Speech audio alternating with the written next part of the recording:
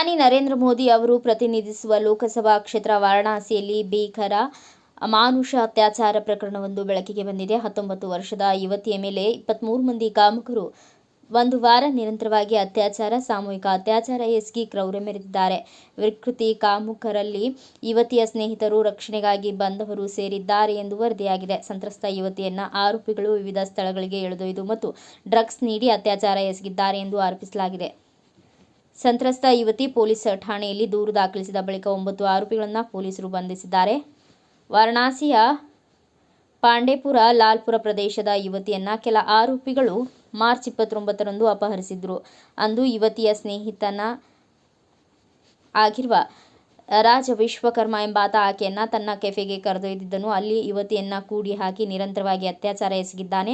ಆತ ಇಲ್ಲದ ಸಮಯದಲ್ಲಿ ಯುವತಿ ಅಲ್ಲಿಂದ ತಪ್ಪಿಸಿಕೊಂಡಿದ್ದಾರೆ. ತಪ್ಪಿಸಿಕೊಂಡು ಬರುವ ವೇಳೆ ಆಕೆಗೆ ಪರಿಚಯಸ್ಥ ಇದ್ದ ಮತ್ತೋರ್ವ ಆರೋಪಿ ಎದುರಾಗಿದ್ದು ಮನೆ ತಲುಪಿಸಲು ನೆರವು ಮಾಡುವುದಾಗಿ ಹೇಳಿ ತನ್ನ ಬೈಕ್ನಲ್ಲಿ ಕರೆದೊಯ್ದಿದ್ದಾರೆ. ಆದರೆ ನಿರ್ಜನ ಪ್ರದೇಶದಲ್ಲಿ ಆಕೆಯ ಮೇಲೆ ಅತ್ಯಾಚಾರ ಎಸಗಿದ್ದಾನೆ ಎಂದು ದೂರಿನಲ್ಲಿ ತಿಳಿಸಲಾಗಿದೆ.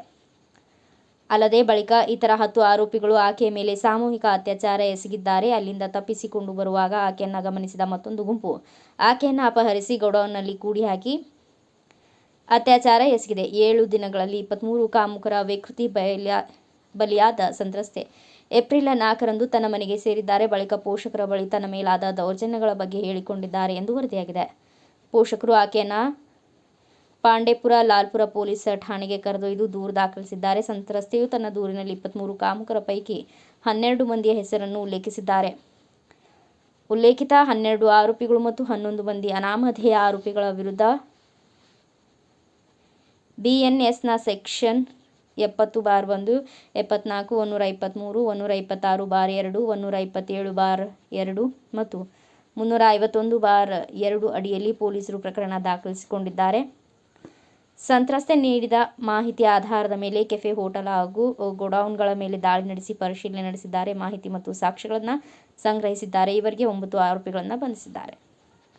ಪ್ರಕರಣದ ಬಗ್ಗೆ ಪ್ರತಿಕ್ರಿಯಿಸಿರುವ ವಾರಣಾಸಿ ಡಿಸಿಪಿ ಚಂದ್ರಕಾಂತ್ ಮೀನಾ, ಇವರಿಗೆ 9 ಆರೋಪಿಗಳನ್ನು ಬಂಧಿಸಲಾಗಿದೆ. ಇತರ ಆರೋಪಿಗಳ ಬಂಧನಕ್ಕಾಗಿ ಪೊಲೀಸ್ ತಂಡಗಳನ್ನು ರಚಿಸಲಾಗಿದೆ. ತನಿಖೆ ನಡೆಯುತ್ತಿದೆ ಎಂದು ಹೇಳಿದ್ದಾರೆ.